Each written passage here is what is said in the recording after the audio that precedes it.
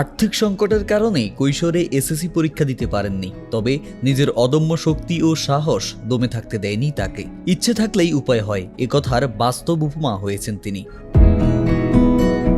বলছি শেরপুরের শ্রীবর্দী উপজেলার আবুল কালাম আজাদের কথা। ৬৯ বছর বয়সে এসেও এইচএসসি পাশ করেছেন এই প্রবীণ। বাংলাদেশ উন্মুক্ত বিশ্ববিদ্যালয়ের অধীনে জামালপুরের বকশীগঞ্জ উপজেলার চন্দ্রাবাজ রশিদা বেগম কলেজ কেন্দ্র থেকে জিপিএ ২.৭৭ পেয়ে তিনি পাশ করেন।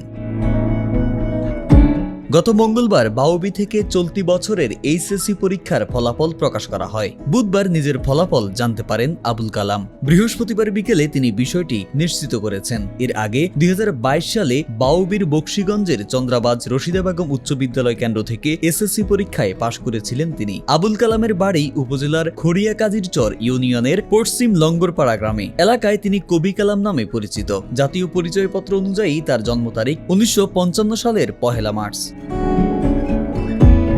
পরিবারের আর্থিক দুর্বলতায় কৈশোর বয়সে এসএসসি পরীক্ষা দিতে পারেননি আবুল কালাম। থেমে যেতে হয় তাকে, তবে পড়ালেখার প্রতি বিন্দুমাত্র টান কমেনি তার। তাই শেষ বয়সে এসেও নতুন করে শুরু করেছেন একাডেমিক পড়াশোনা।